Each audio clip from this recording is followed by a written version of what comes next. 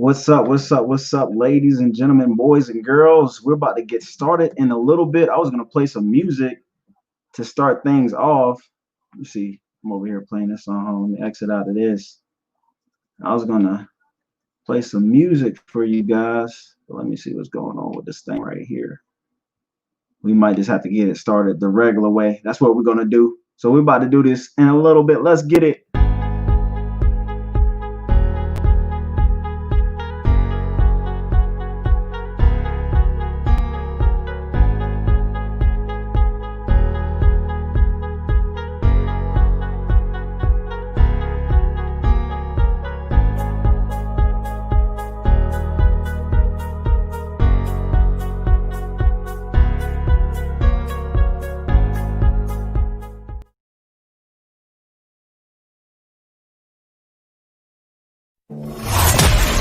You are now listening to the Purpose Pod, hosted by Levi Simmons. This podcast is a platform to give listeners an inside perspective on purpose, business, and life experiences. If you're interested in finding purpose or discovering paths that could lead you into your purposeful life, this is the podcast for you. Thank you for tuning in. It's time for the Purpose Pod.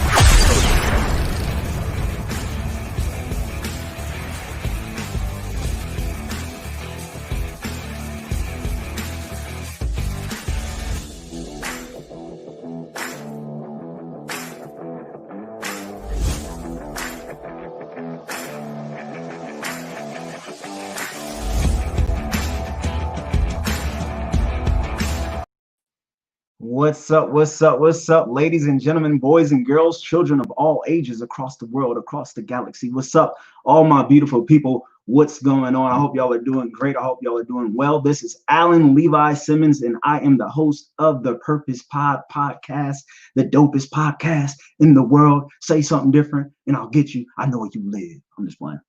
I'm not really violent, guys. I love people. I love people. Children are the future.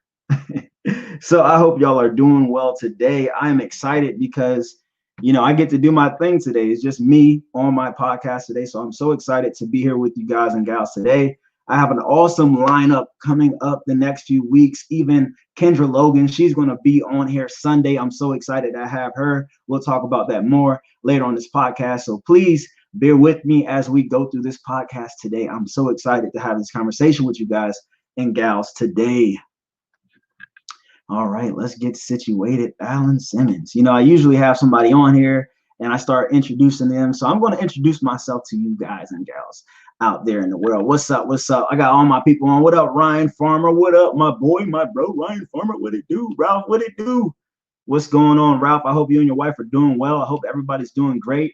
Good to see you all. And if you all don't know, I'm responding to people on YouTube and Facebook that are commenting on here today. So I'm excited to talk to you guys today because I'm going to tell you guys my story, my journey, and I'm going to inspire you. Hopefully I inspire you to live out your purpose, to walk in your purpose, and I hope that my story will help you share your story.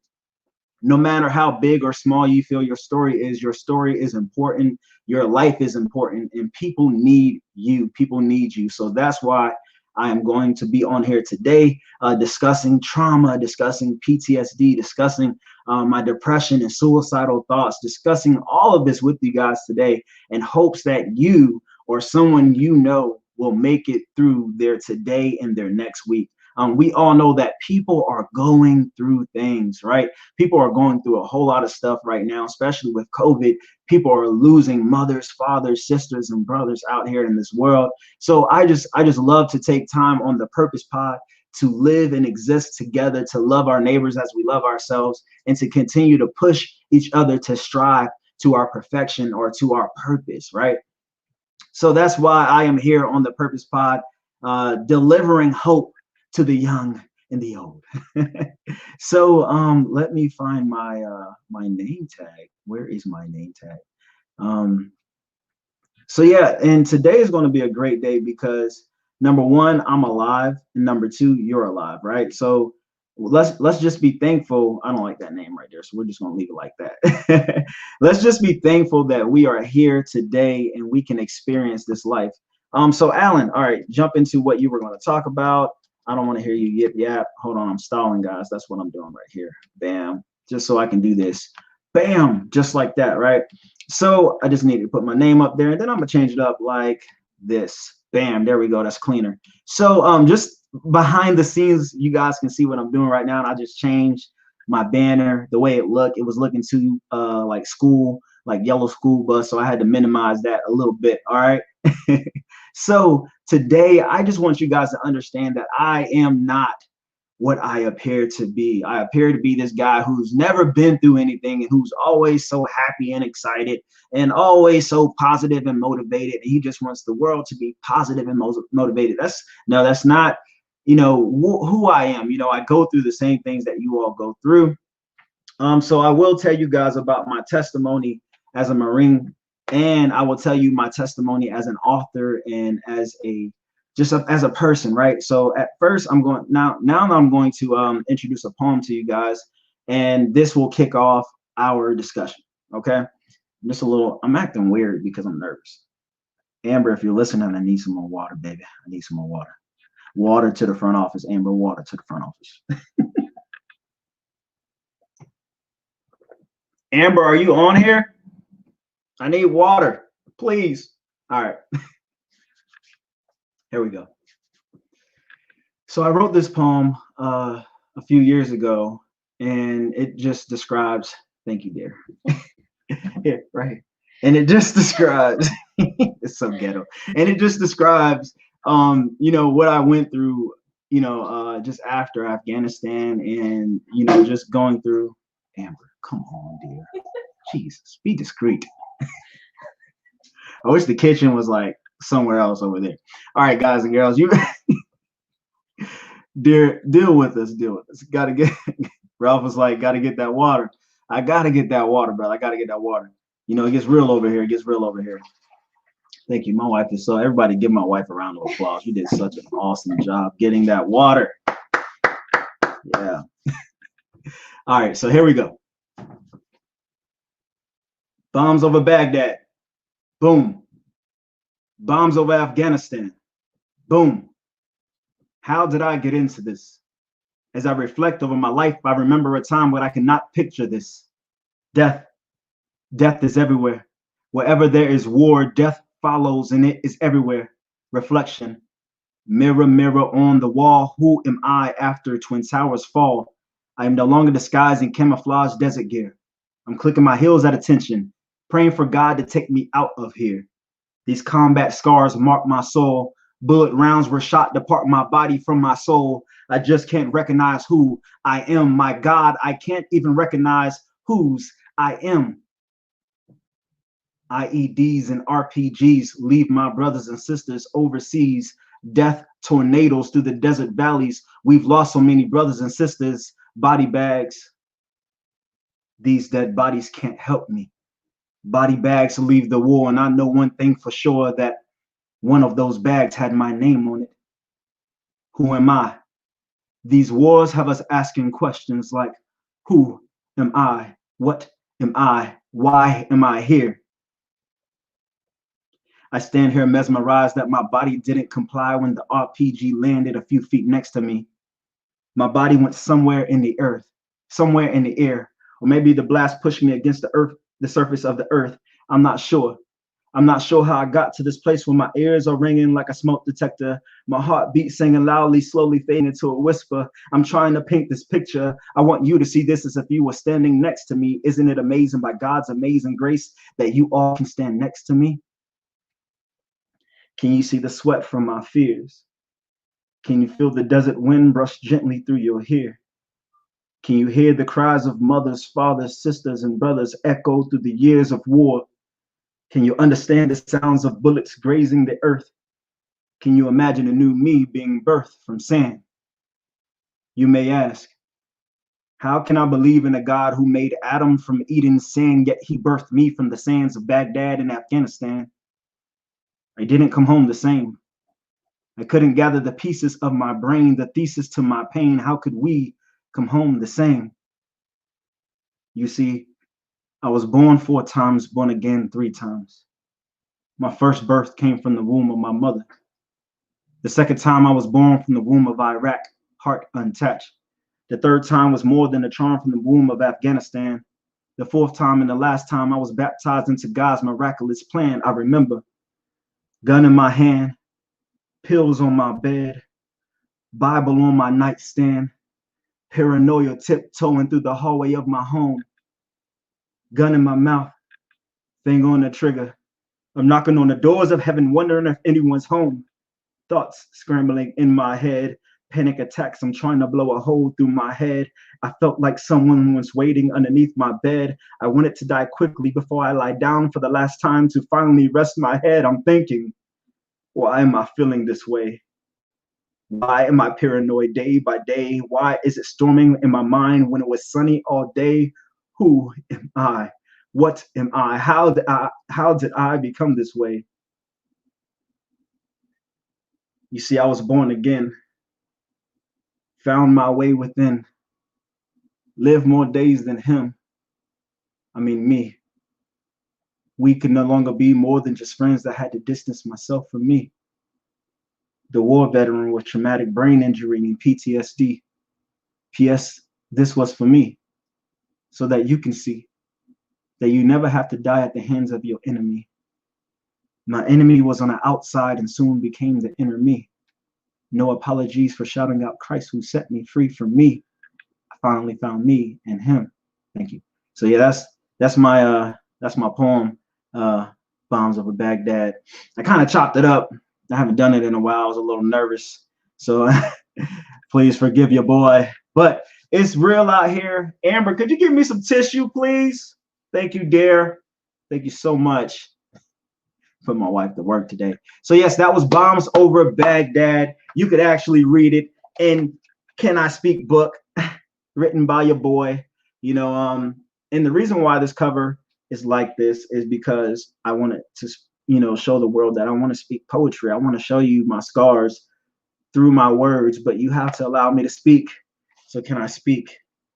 And I noticed that, the best way for me to go through therapy for PTSD was to write my thoughts down, to write about my thoughts and the deepest things that are on my heart and mind that I had no clue they were there, but I was able to write.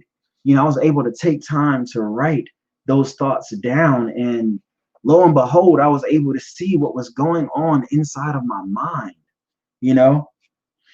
I was able to see what was going on inside of my mind, inside of my heart, and writing was my escape.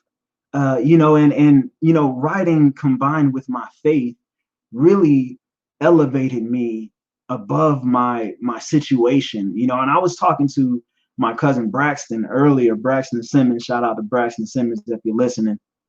But I was talking to my cousin Braxton earlier, and we were just talking about going through things. And I was like, man, cuz, do you remember when I slept on your couch in Virginia? Like, I had no place to go. I had no home. Like, that's part of my story that a lot of people don't even know about, was when I was sleeping on my cousin's couch.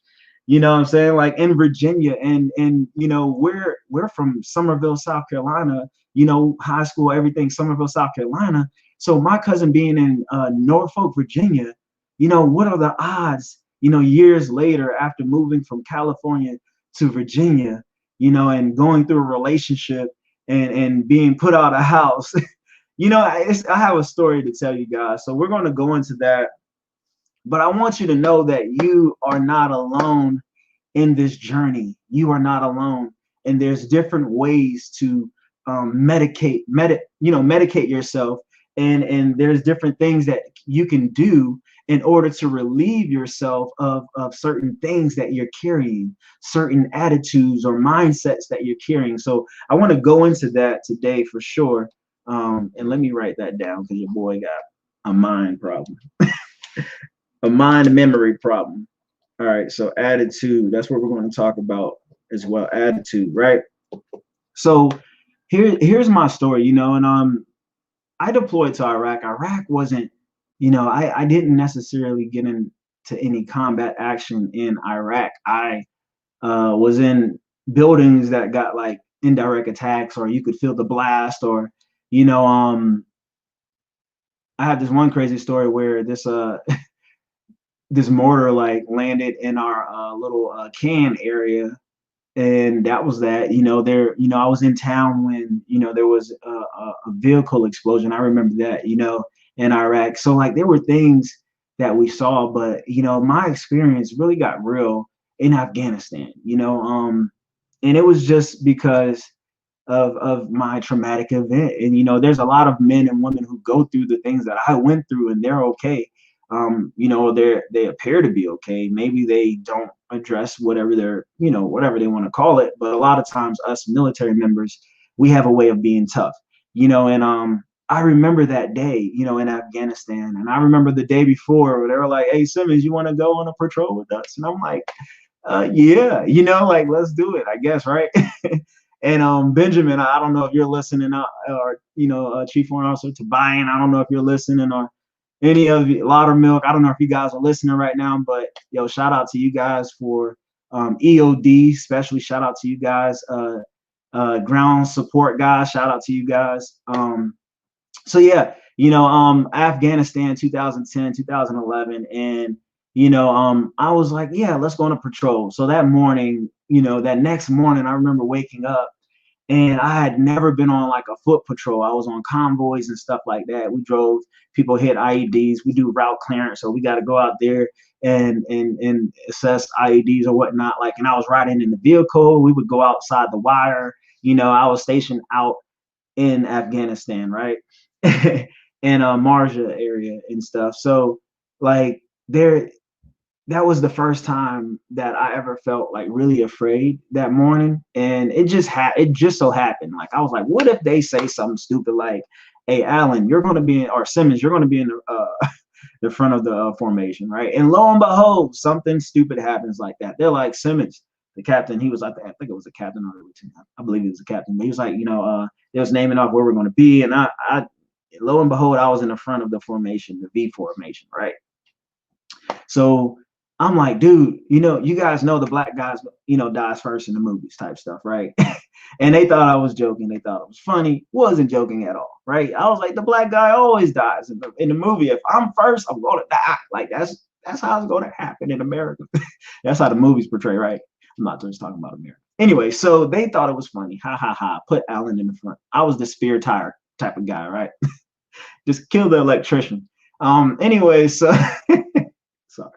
So so we're going on this patrol, and I remember like we were walking, and I'm just like so aware of the earth and the ground. It's like moon dust, and like when you walk in the dust, it's like you could sink in it. It's like powder. If you think about powder, that's what we call like moon dust, right?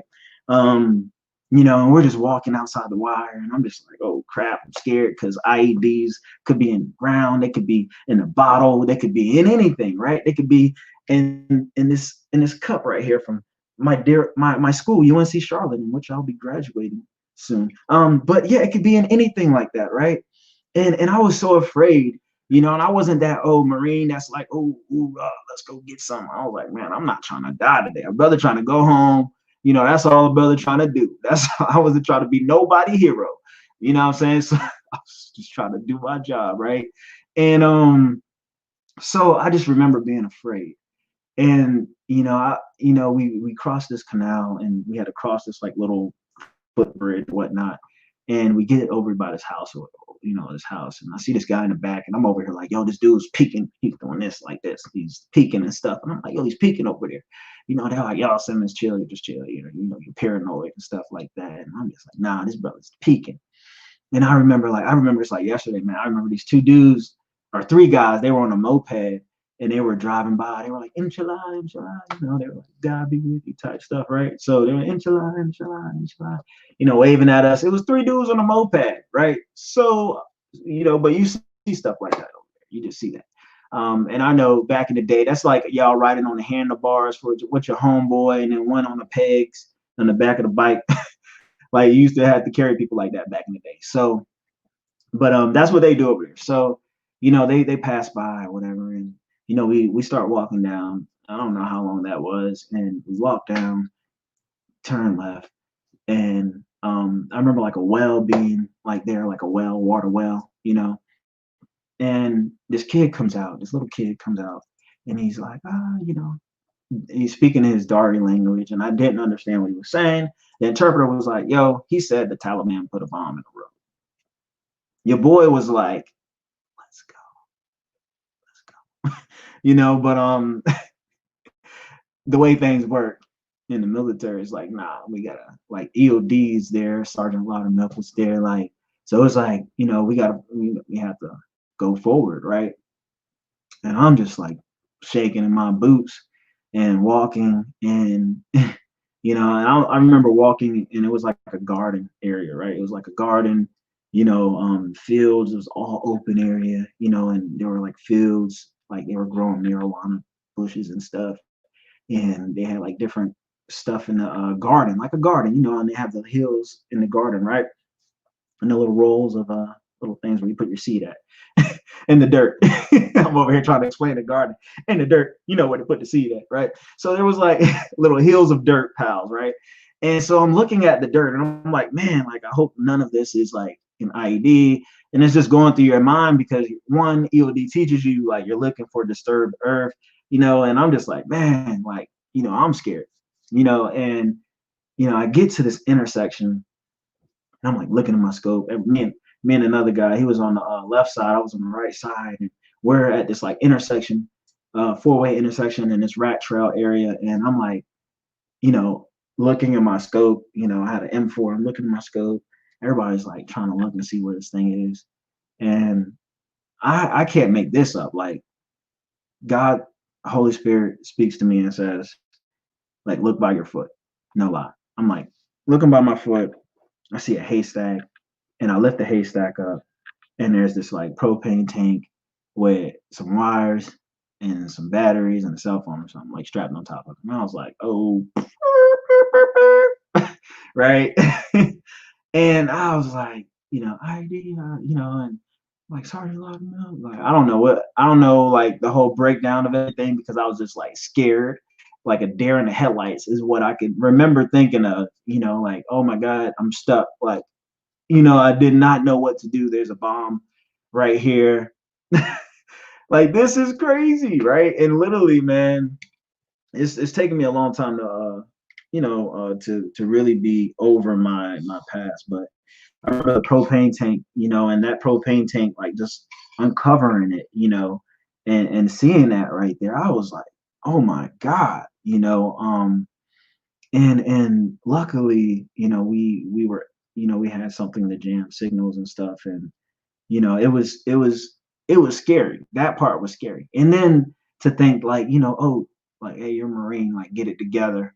I feel like that kind of conversation happened in that moment right there. Somebody had to tell me, hey, you're a Marine, get it together.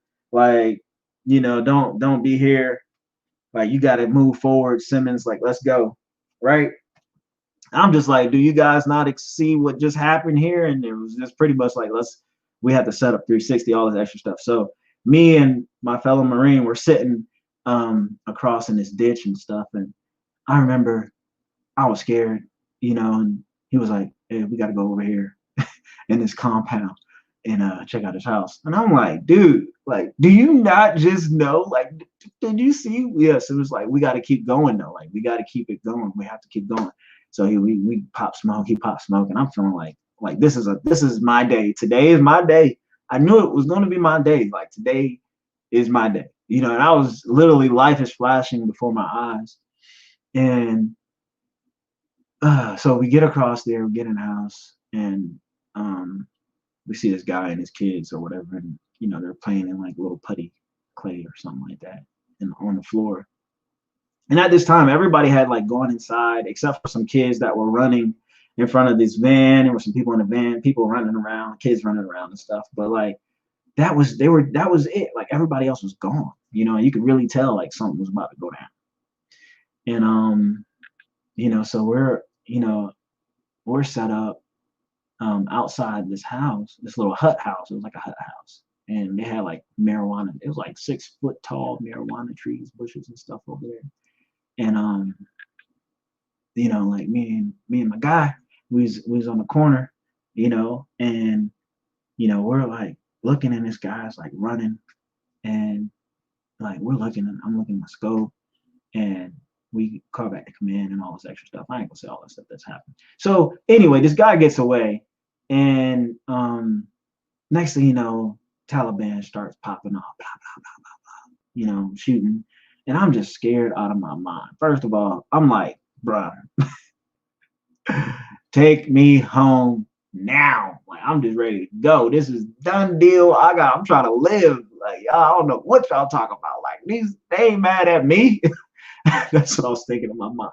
Right. So I'm over here like, and I remember like just in the fight, like, my fellow Marine, he was next to me, and we were laying down some lead down the line, and I had my rifle on burst, and he was like, Simmons, get your blip, blip, blip off of burst. Like, what are you doing? And I'm just like, I'm scared, bro. Over there, pop it up. Right. I'm just like, we're shooting down range. And I was scared, man. And I remember it was like, hey man, I'm by another haystack. Like, can you switch with me? Like, we're having this conversation right now while we're getting shot at. And I'm like, hey, can you switch with me? Because I'm by another haystack. It's like, Simmons, are you serious? I was like, yes. And I don't know, man. And I don't like, the time is just off for me. I'm just trying to like really give you guys the good info, because a lot of people have their idea of what it's like, and a lot of people look at military members and they're like, oh, you're a hero and you're this and that. But man, look, I'm gonna tell y'all the realest. Like, your boy, I talk about it because I've gone through something. You know what I mean? Like, I kind of like, I'm talking about my process afterward. That's why I talk about it. A lot of people don't get there. I had somebody mad at me because I'm at this point where I'm talking about what I've gone through, right? But anyway, so where was I at? So yeah, we're shooting. We're talking like, hey, can I move from this haystack?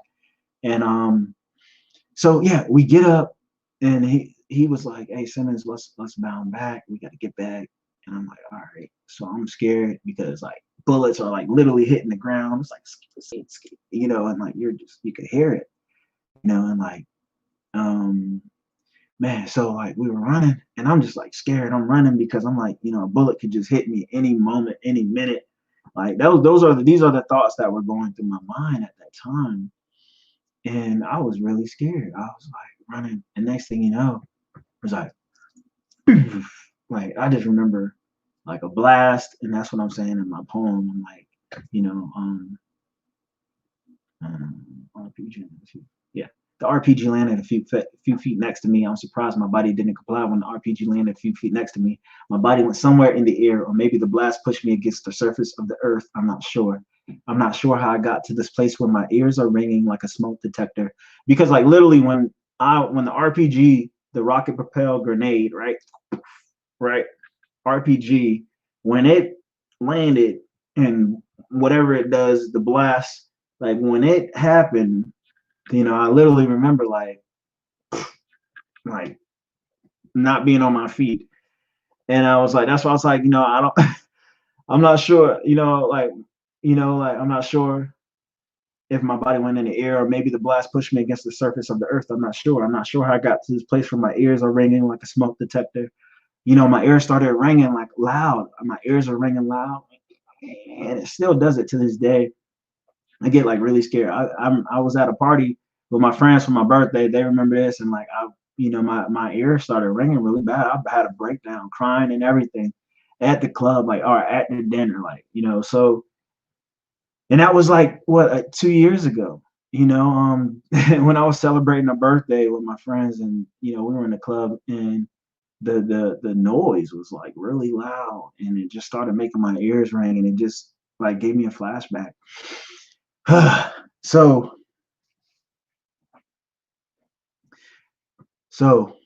man, let me drink some water on that one.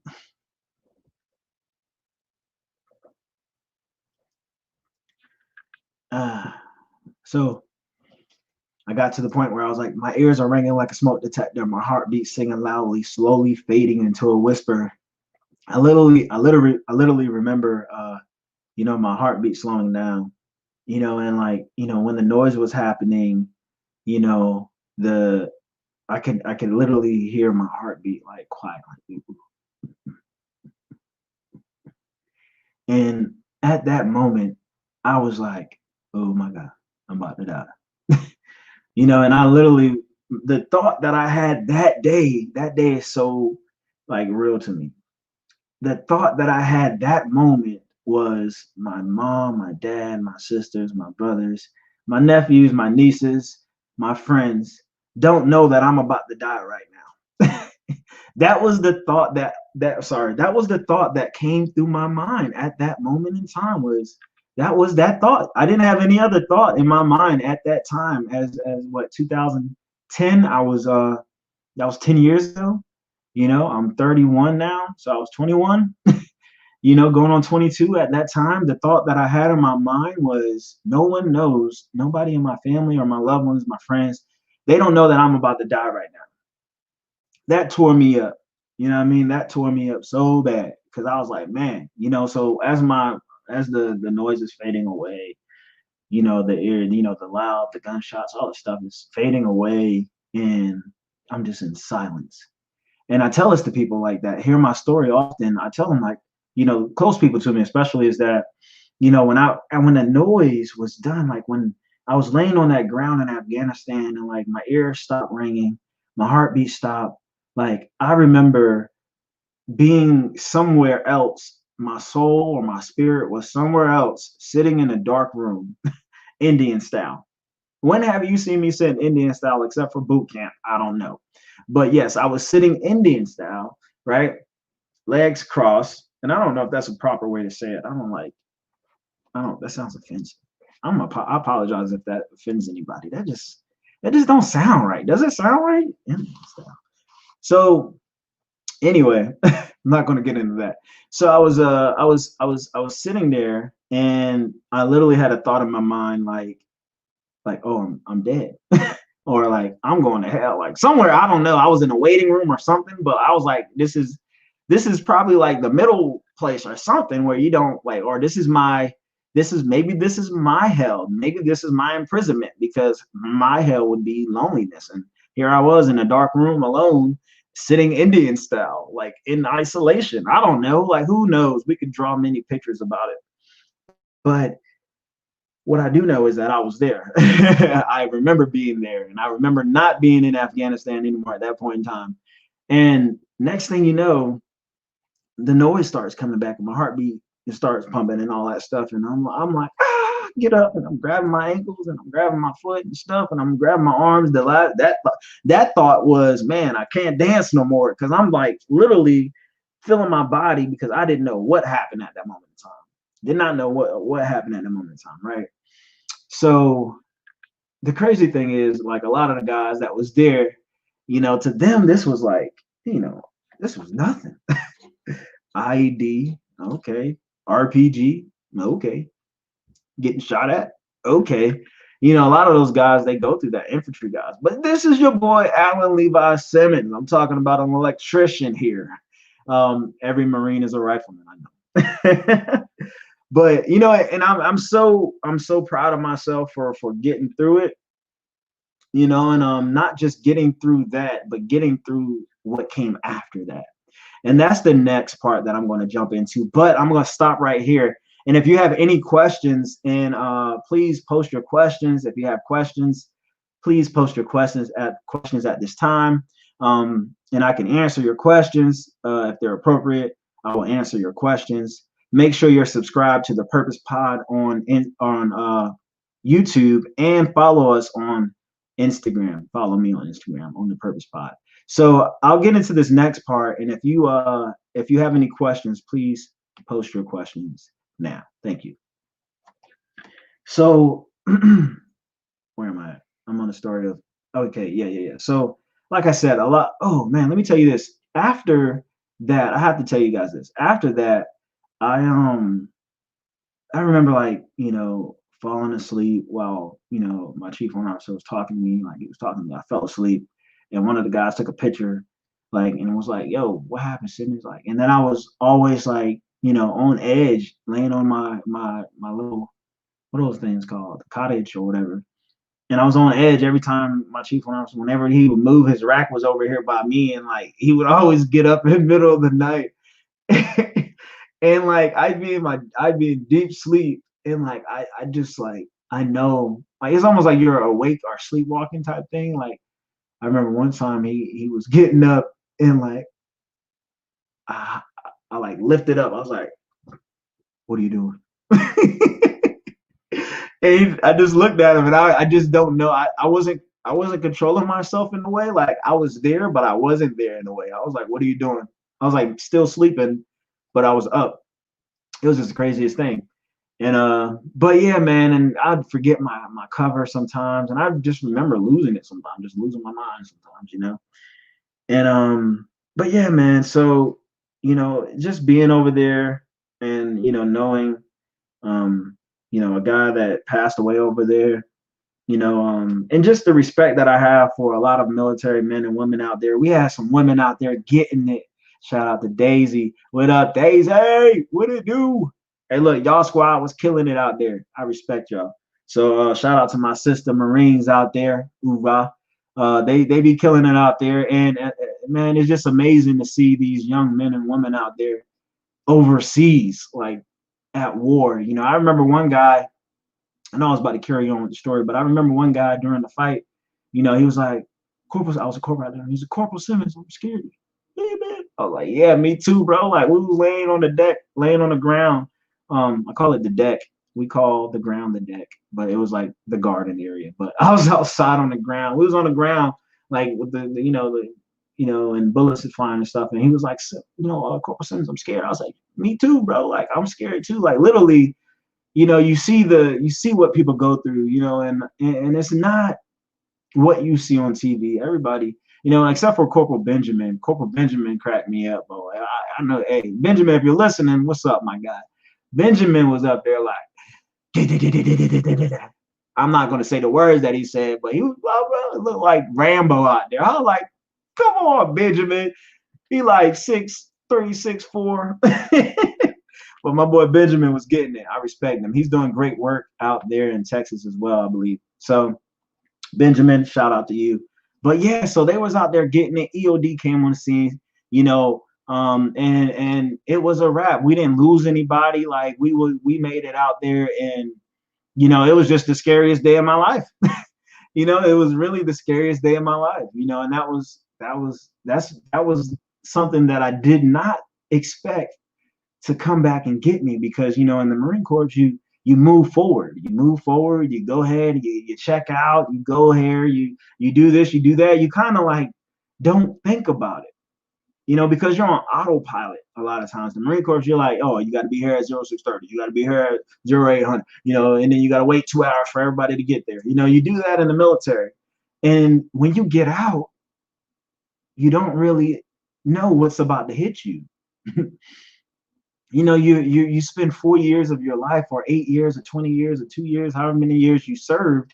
You spend that amount of time with people, and you're doing everything together. You're going everywhere together.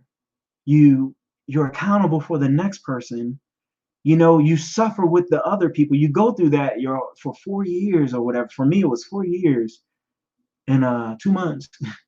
4 years, 2 months, or 3 months. And you go through that, and no one tells you like what's about to happen when you get out there on your own, because they don't know. They don't know how you're going to transition into the world. Some people, they go through what I went through, and they live fine. They live okay. Me, maybe it was a mixture of my life, me as a person. I don't know. But I do know that people do suffer from PTSD. People do suffer from traumatic experiences, right? So here I am in Virginia after, traveling from California to Virginia with my ex. Sounds like a country song. I might have to get Kaylin to drop that, Kaylin Robertson to drop a track called "Me and My Ex Moved from California to Virginia." Anyway, so I get to Virginia, and that's when my battle kind of, starts, especially when I got alone. When I got alone, oh my God, there was a battle that I was not ready for, a battle that took me on the edge. I remember having my gun. I remember being in Charleston with my gun and being at a club with my boys back in the day. And I was like so hot headed that I was like, yo, if somebody says something, I'm just going to shoot them. I remember my friends getting in a fight at the club one time, and like I was ready to. I went to the car, got my gun, and I was just automatically ready to go shoot this guy. And I wasn't even thinking. And luckily, my friends are crying, like, Alan, stop, no, and I'm just like flip, and I remember flipping out on people. Just, my mind was so bad, and I did not even understand what I was going through. Um, But what I do want to share with you guys is, because when you go through trauma, when you go through PTSD, people will tell you, oh, go to therapy, go to counseling, get the medication, smoke some weed, drink some beer, do this, do that. They'll tell you whatever they think is right for you to do. I would tell you to write your thoughts down, the deep thoughts. I would tell you that, but that might not work for you, right? So Alan, how did you get to the place where you were ready to make that pivot, that move, away from, trauma, to where you had your gun in your mouth and you're about to commit suicide, and you have this God experience in the room where God speaks to you and says, "Who are you to take your own life when I brought you from the land of your enemy?" God spoke to me in Virginia, in my apartment, in my room, with my gun in my mouth, with the barrel in my mouth, with my finger on the trigger, with pills scattered on my bed.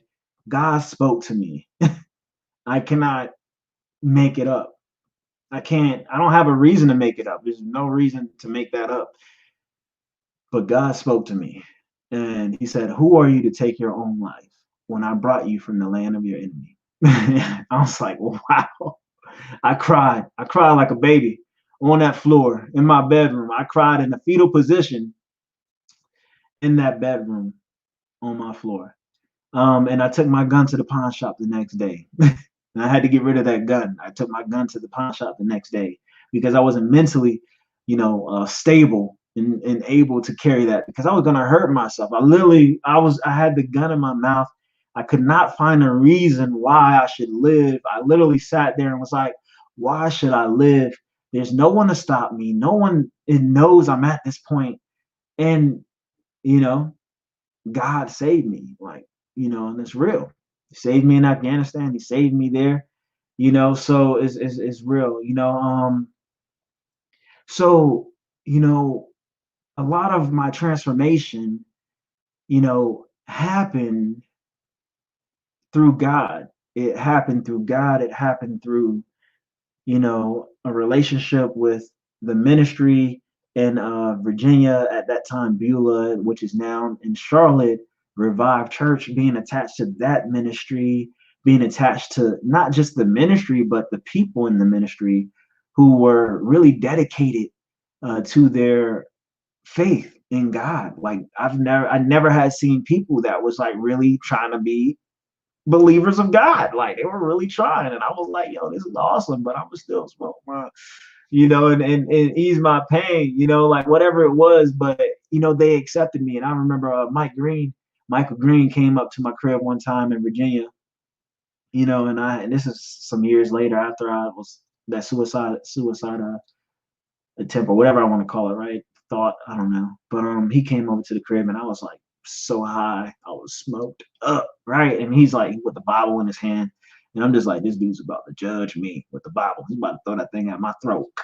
God's like, but he didn't. He didn't. He didn't. He didn't. He just came in and was like, man, look, it's all good, baby. It's all good, baby. God love you, man. God love you. God know what you're going through, baby. I can't judge you. But anyway, so that was when I really was like, yeah, man, you know what? God loves me despite where I am. I could be in Afghanistan and God loves me. I could be in my room with a gun in my mouth and God loves me. I could have I could be on my fifth blunt and God loves me. I could be on my fifth bottle of Henny and God still loves me. So that's my transformation happened when I started understanding that God still loved me in my mess, in my mess and I call it my messes because I was in a messy place mentally, emotionally, and spiritually, right? So when I talk to people, I can't tell them to, I can't tell them what I don't know, from my experience is my experience.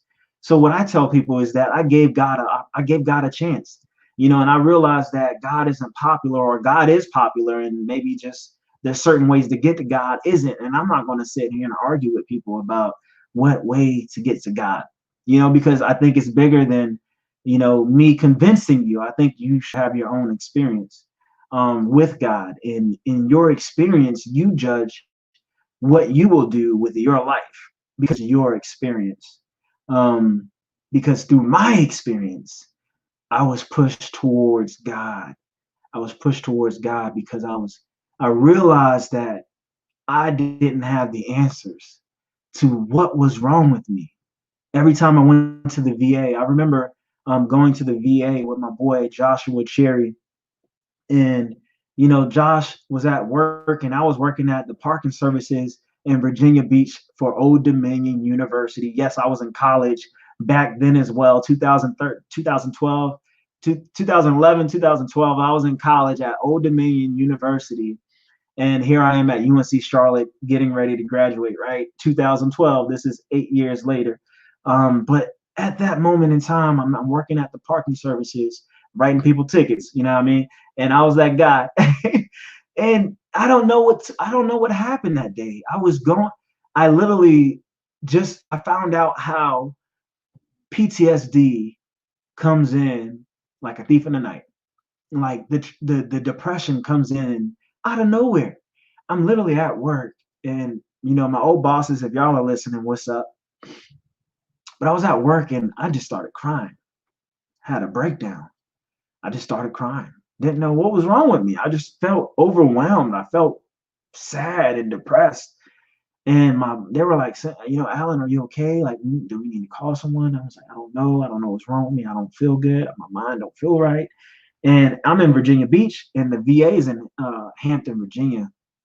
So they were like, we're going to call the VA, Alan. A lot of people don't know this story that happened to me. Like, a lot of you probably see me around this time in 2012, 2013, and didn't even know that this had happened to me. I was at work.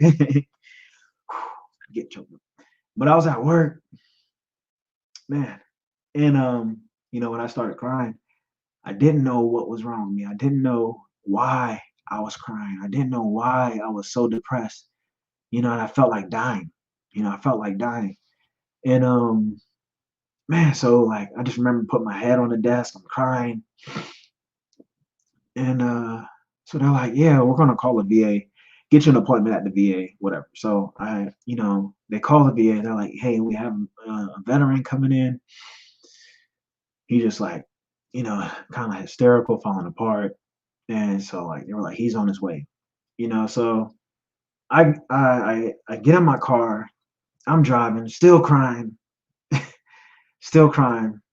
And I'm like, man, I don't know what's wrong with me. I feel like dying. So now, at this moment in time, I was thinking about like, how can I die? Can I crash into another car? Can I just drive off the road? Can I do something? Can I run into a pole? Like, what do I do to die right now? And I was afraid the moment those thoughts came into my mind, I was afraid. And I'll get to your question soon. See you out there. I see y'all got questions and stuff. But I was afraid.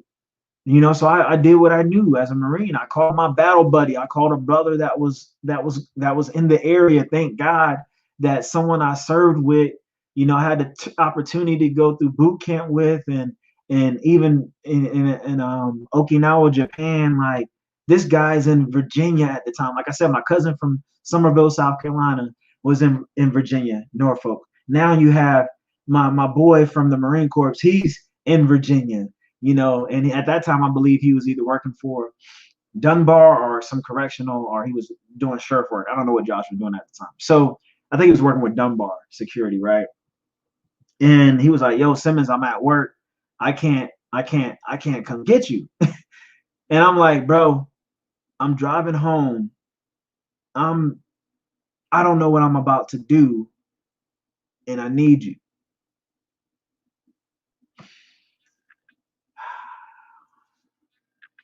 And man, let me drink some water real quick. I barely get to share this story with people. But I was like, bro, I need you.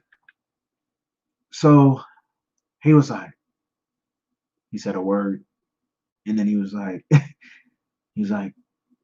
dang, Simmons, all right, I'm coming. I'll be there. So I'm like, all right, cool. I can make it home. I knew I could make it home. So I drove home, and I get home.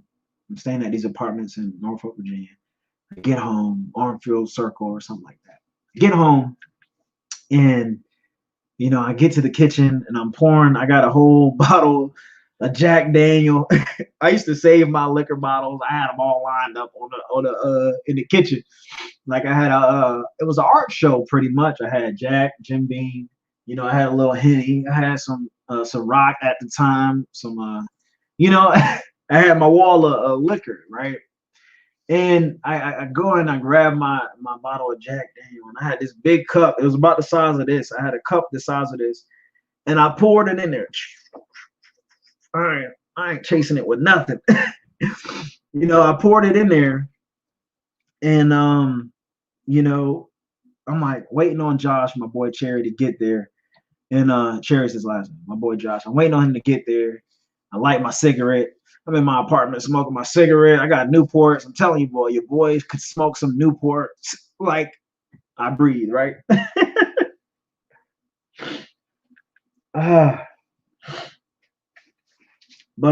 So I'm smoking my Newports in the house. I'm just like smoking my cigarette, drinking my Jack. My boy pull up. He pulls up. I go outside, get in the car. We say nothing to each other. And I loved it. I was so thankful that he said nothing to me because I did not know what to tell him.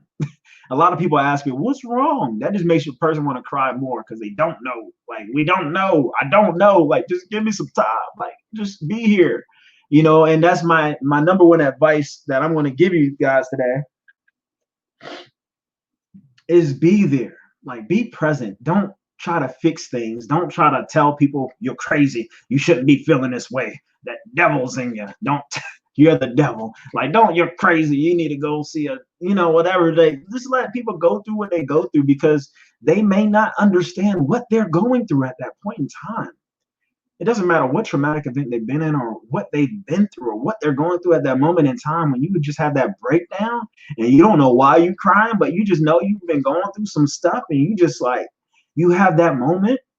Sometimes we just need you to be there. Okay, guys and gals, be there. Be present. So he drove there. I'm smoking my cigarettes in his whip in his gray Impala. I remember that day. We driving it down Hampton, driving from Norfolk to Hampton, and we get to the OEF clinic, and that's where they treat veterans who served overseas in Iraq and Afghanistan. And I remember he pulled up and he says, I'll be right there. I'll be right here, bro. And so I'm just like, okay. And I leave my cup in there. And I'm looking at the door, and it's like a double door, silver handles on the door, glass you can see through. And there's, I think, another set of doors behind it. And I'm just like looking at it. Feel his weight just come on me as I open the door of his car. And I open his door and I step out and I just feel so heavy. I feel heavy. I feel like weighted down, like spiritually and mentally and emotionally weighted down. Everything that was in me like was just so dry and negative and dark, and death was in my mind constantly. And so I put my hands on the handle of the door, and I feel like the weight continued to build up. And I walk in and I feel the air hit my body, from the AC, and I see this lady sitting behind this window. She's sitting at her desk, and I walk up to the window, and she looks at me, and I already look a mess. My eyes red, snotty nose probably. She said, "What's wrong?" And when she said that, I just started just crying. And she got up and was like, "Oh no." Like, okay, just wait 1 second. She got up and she went and got the doctor. And like, she just wait 1 second. I'm just sitting there. I'm just hysterical, losing my mind. For some reason, my chair stopped spinning. But I'm losing my mind. And I'm just like, I don't know what to describe at that moment in time. I was just feeling crazy. So she comes out with the doctor. The doctor sits with me, and they pat me on the back. They're telling me, "Hey, it's gonna be okay. Everything's gonna be okay." I'm at the VA in Hampton, OEF clinic. First time ever being here at the OEF clinic. Always at the VA because I was tripping. I got pills for days. Y'all probably didn't seen the videos. I still got them. I got pills for days from the VA, and like so. I've been to the VA many times at that time, but I had never been at the OEF clinic, right? So the doctor's like, "Listen, son, there's two things that we could do here today. The first option is that you could go and collect the pills that I will prescribe for you. They will be anxiety pills, and we'll have some mood pills as well, and some sleeping pills for you. You can pick those up, and you can give those a shot, or we would have to then take you in this room, take your items from you, and take your shoelaces and your belt, and you won't be able to tell us when you're ready to go home, but when we think you're ready to go home, we will let you go." I said, "I'll go get the pills." Right? Like, you're not putting me in no room, bro. Like, I'm not going to no room. Like, why are you telling me that? Like, I feel like smacking you. Right? I'm like, I'm not going to no room. Like, what are you talking about, bro? So I'm gonna get mad again. Like, so I'll go get my pills, my boy, so I say all that to say this, like, I'm at 57 minutes, and I hope you guys are getting something out of what I'm talking about, or at least just like you're getting to know me a little bit more.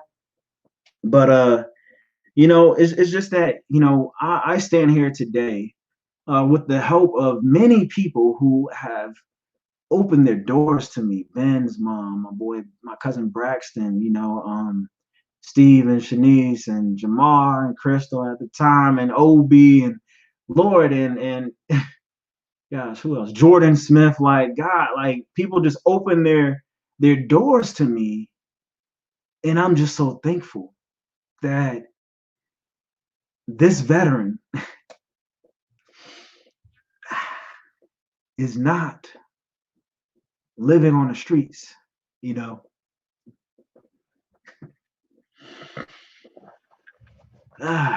because it could have been me. I was losing my mind. I was losing myself, and I found purpose, in God, and while finding purpose in God, meaning that, I released myself from all obligations of being ruler over my own life. I released the I guess the possession of my life, and I gave it to God. And I was like, "God, like, I can't do this. Like, I can't do this."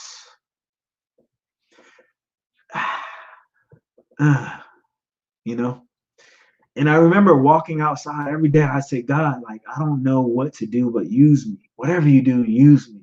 Like, I don't care what. I could be high, I could be drunk, like, whatever, God, use me." And God used me.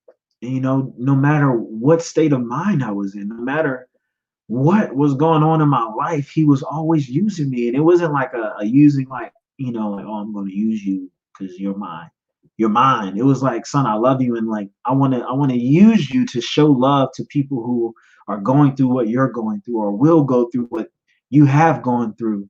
I want you to inspire people, tell people that I love them, and that's what God, gave me. He gave me that message to tell people, like, hey, go back to God, give God a chance, give God another opportunity to show you the way, show you how to get to Him.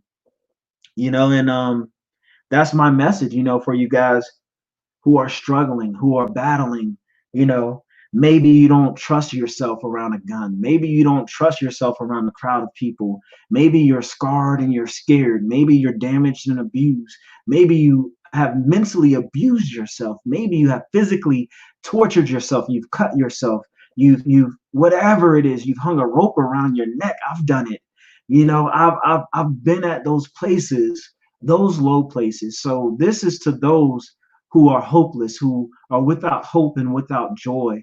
This is to those who suffer from PTSD and traumatic experience. This is to those who want to be free from suicidal thoughts, who want to be free from hurting themselves and thinking of how to hurt themselves and maybe even wanting to hurt other people.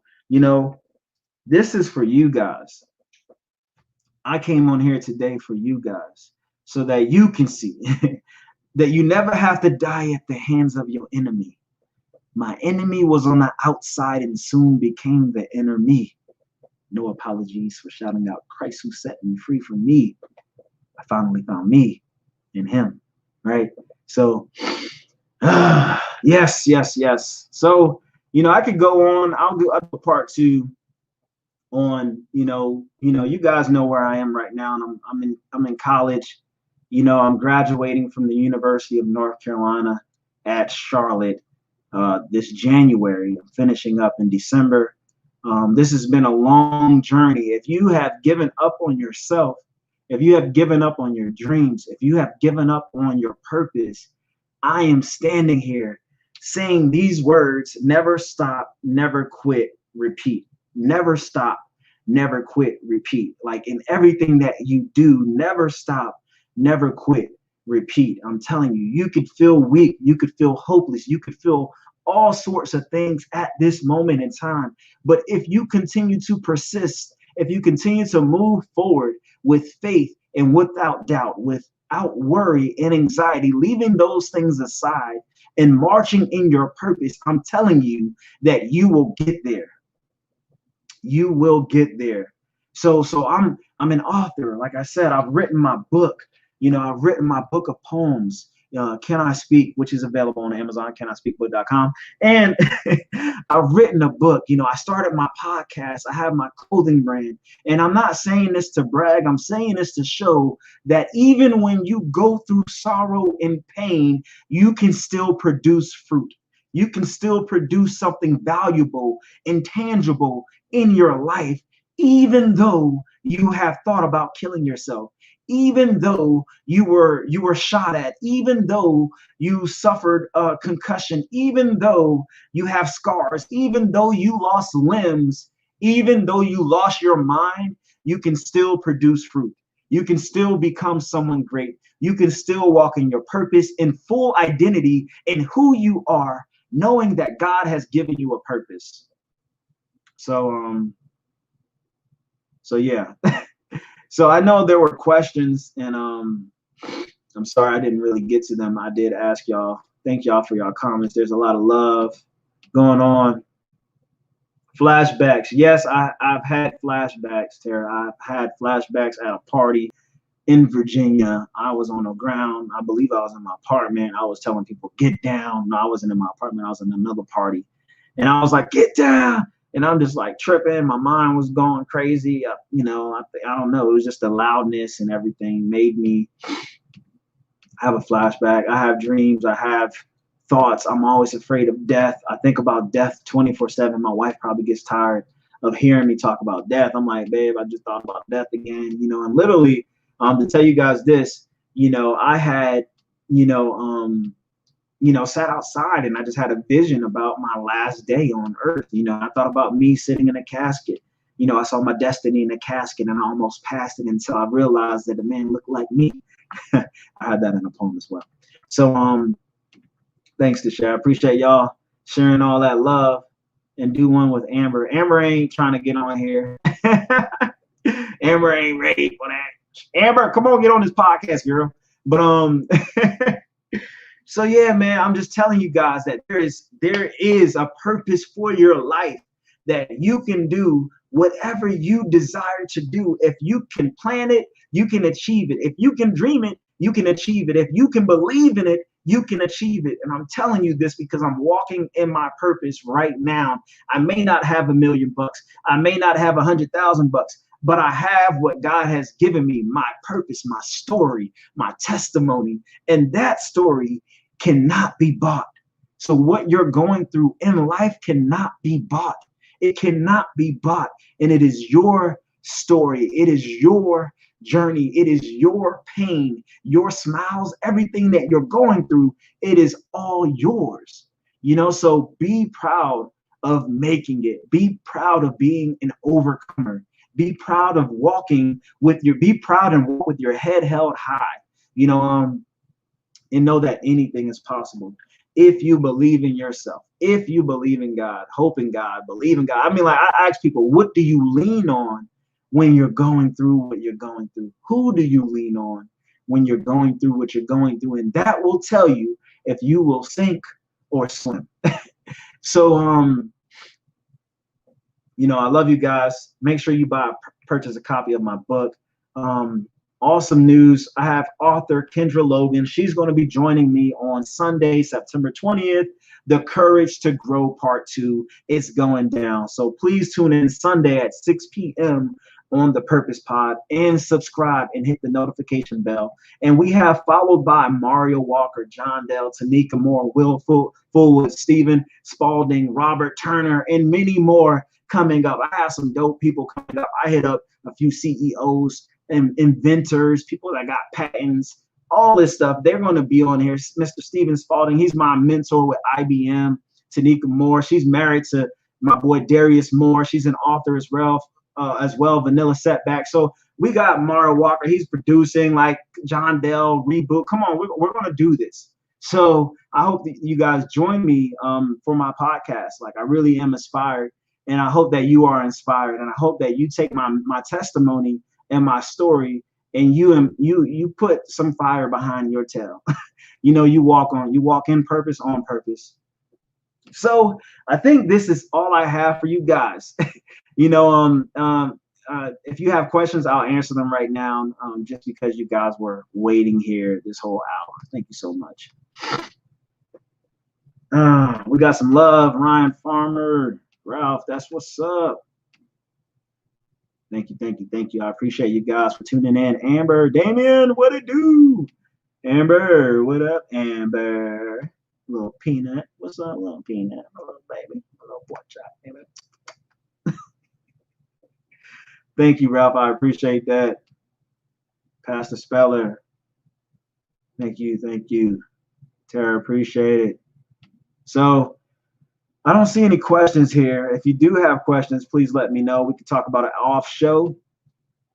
I have some shirts being made soon. So if you want to put in an order for shirts, never stop, never quit, repeat shirts, these kind of shirts, let me know. They're going to be short sleeve, black shirts. So please let me know if you want some shirts.